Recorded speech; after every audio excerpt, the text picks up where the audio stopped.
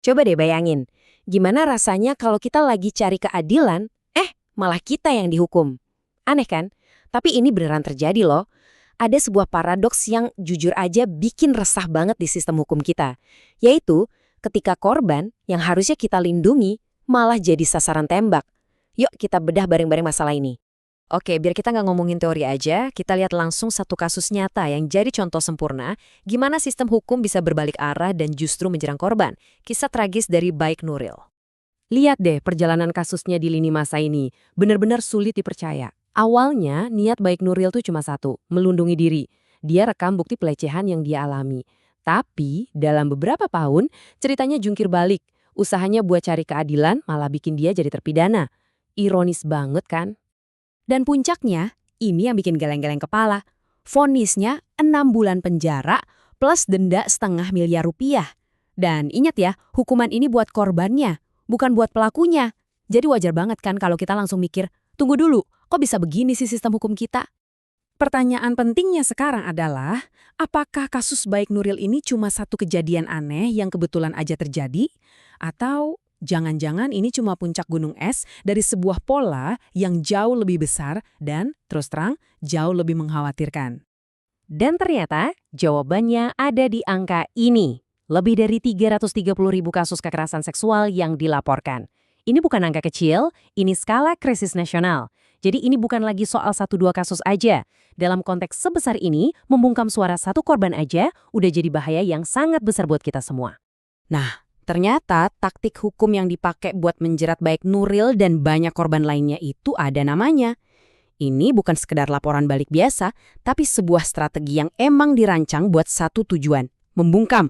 Namanya SLAP. Gampangnya gini, bayangin hukum itu perisai buat keadilan. Nah, SLAP ini memutarbalikan fungsi itu. Hukum malah dijadiin pedang buat menyerang. Tujuannya bukan buat cari siapa yang benar atau salah, tapi buat bikin lawan takut, capek, kehabisan uang, sampai akhirnya mereka nyerah dan diam.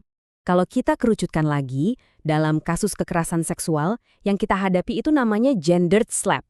Ini lebih tajam lagi. Taktik ini sengaja banget mainin bias gender dan posisi kuasa yang nggak seimbang buat nyerang balik korban di titik paling rapuh mereka, yaitu saat mereka berani buka suara. Di balik gugatan-gugatan ini, ada formula psikologis yang bisa ditebak, namanya DARVO. Ini kayak resep 3 langkah yang manipulatif. Pertama, pelaku deny alias menyangkal, terus dia attack, nyerang karakter dan kredibilitas si korban. Terakhir, dan ini yang paling parah, dia reverse, membalikan posisi seolah-olah dia yang jadi korban. Dan jangan anggap remeh ya, ini bukan cuma teori. Ada studi yang membuktikan kalau taktik ini beneran ampuh. Saat pelaku pakai jurus DARVO, persepsi orang-orang di sekitar itu bisa bergeser total. Mereka jadi ragu sama korban, dan malah bisa jadi lebih percaya atau kasihan sama pelakunya. Serem kan? Oke, setelah lihat semua ini pasti kita mikir, masa sih nggak ada hukum yang bisa ngelawan praktek beginian? Jawabannya, ada. Tapi sayangnya hukum itu sendiri punya celah yang fatal. Ini dia perisai yang seharusnya melindungi korban, UU TPKS. Pasalnya jelas banget, korban tidak dapat dituntut. Kalau kita baca teksnya, ini kedengaran kayak perlindungan super kuat kan? Kayak benteng yang nggak bisa ditembus. Nah, disinilah letak paradoksnya. Kalau perisai hukumnya udah ada dan sejelas ini, kok pedang slap masih bisa nembus? Kenapa korban masih bisa kena kriminalisasi? Ada yang salah di mana nih?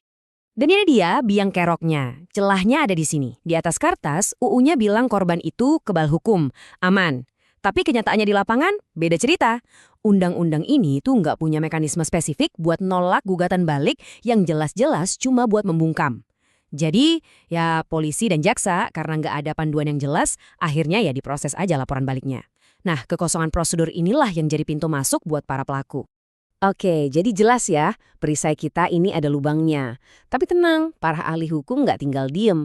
Mereka udah punya beberapa gagasan cemerlang buat nambal lubang ini dan bikin perlindungan buat korban jadi jauh lebih kuat. Ada 3 langkah kunci yang diusulkan. Pertama, penafsiran progresif. Intinya, anggap aja semua laporan balik ke korban itu otomatis nggak sah, gitu aja. Kedua, bikin mekanisme penolakan dini, jadi gugatan yang baunya SLEP bisa langsung ditolak di awal, nggak perlu nunggu proses panjang.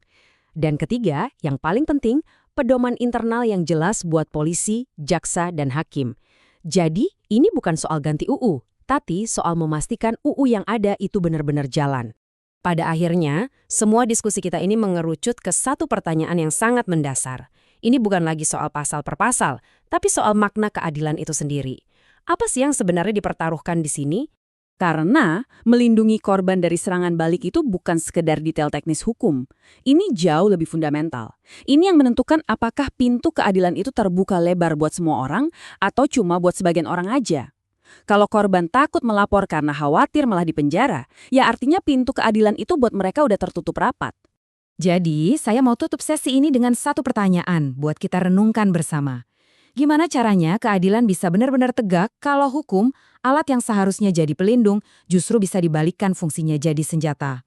Ini pertanyaan besar yang jawabannya harus kita cari bersama. Terima kasih sudah menyimak.